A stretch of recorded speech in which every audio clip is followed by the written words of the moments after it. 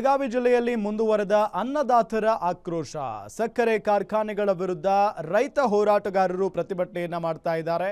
ಕಬ್ಬಿಗೆ ನಿಗದಿತ ಬೆಲೆ ಘೋಷಣೆ ಮಾಡುವಂತೆ ರೈತರು ಪಟ್ಟು ಹಿಡಿದಿದ್ದಾರೆ. ನಿನ್ನೆಯಿಂದ ನಿರಂತರವಾಗಿ ಧರಣಿ ನಡೆಸ್ತಾ ಇದ್ದಾರೆ ರೈತ ಹೋರಾಟಗಾರರು.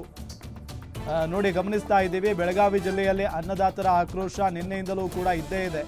ಸಕ್ಕರೆ ಕಾರ್ಖಾನೆಗಳ ವಿರುದ್ಧ ರೈತ ಹೋರಾಟಗಾರರು ಪ್ರತಿಭಟನೆಯನ್ನ ಮಾಡ್ತಾ ಇರೋದು. ಕಬ್ಬಿಗೆ ನಿಗದಿತ ಬೆಲೆ ಘೋಷಣೆ ಮಾಡುವಂತೆ ರೈತರು ಪಟ್ಟು ಹಿಡಿದಿದ್ದಾರೆ. ನಿನ್ನೆಯಿಂದ ನಿರಂತರ ಧರಣಿಯನ್ನ ನಡೆಸ್ತಾ ಇದ್ದಾರೆ ರೈತರು.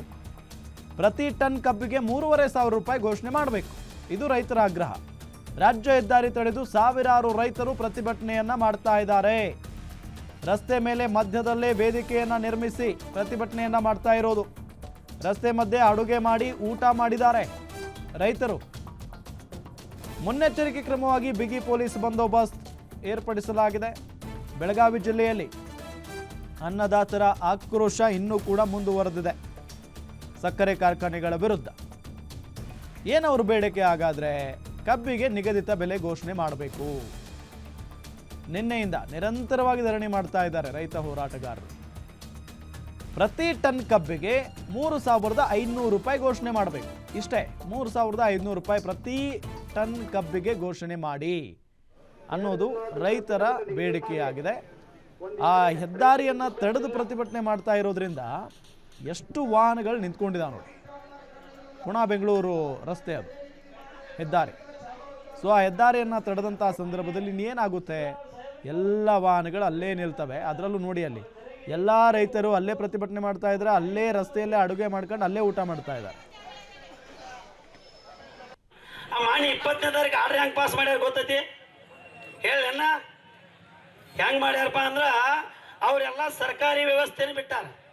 ಏನು ಹೋಟ್ ಹಾಕಿ ಅವ್ರು ಅಲ್ಲಿಂದ ಸಕ್ರೆ ಮಿಸ್ಟ್ ಹಿಡ್ಕೊಂಡು ಎಲ್ಲ ಫ್ಯಾಕ್ಟ್ರಿ ಅವ್ನು ತೊಡು ಕೊಟ್ಟಾರ.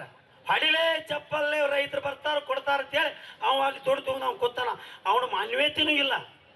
ಅಟ್ಲೀಸ್ಟ್ ಅವ್ನು ಸಕ್ರೆ ಮಿಲ್ ಇದನ್ನು ಮಾತಾಡಕತ್ತೆ. ನಾನು ಜೈಲ್ ಹೋಗಾಕ ತಯಾರ. 22 ವರ್ಷ ದೇಶ ಸೇವೆ ಮಾಡೀನಿ.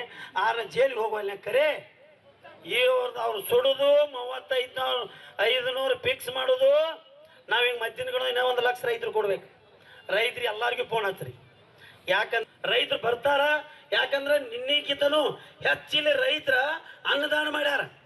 20-30 ಸಾವಿರ ಗಂಟೆ. ಇವತ್ತು ನೋಡ್ರಿ ಇದೇ ಒಂದು ಸುದ್ದಿ ಹೇಳ್ರು ಎಲ್ಲ ಬಂದು ವೇದಿಕೆಗೆ ಕಬ್ಬಿನ ಬೆಲೆಯನ್ನ ಇವತ್ತು ಪ್ರಭಾಕರ್ ಕೋರೆ ಅವರ ಘೋಷಣೆ ಮಾಡ್ಲೇಬೇಕು.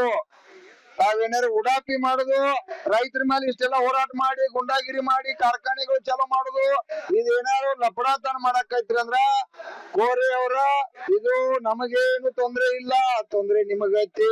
ನಾವಂತೂ 1000 ಟನ್ ಬೆಳಿತಕ್ಕಂಥವ್ರ ಜಿಲ್ಲೆಯಲ್ಲಿ ಇರ್ತಕ್ಕಂಥ 5 ಟನ್ ಬೆಳಿತಕ್ಕಂಥ ದೊಡ್ಡ ದೊಡ್ಡ ರೈತರು ತೀರ್ಮಾನ ಮಾಡ್ಯಾರ. ನಾವು 3,500 ರೊಕ್ಕ ತಗೊಂಡ ತೀರುದ. ಇನ್ನ 8 ದಿವಸ ಹೋಗ್ಲಿ, ಇನ್ನ 4 ದಿವಸ ಹೋಗ್ಲಿ, 2 ದಿವಸ ಹೋಗ್ತೇವ್ರಿ.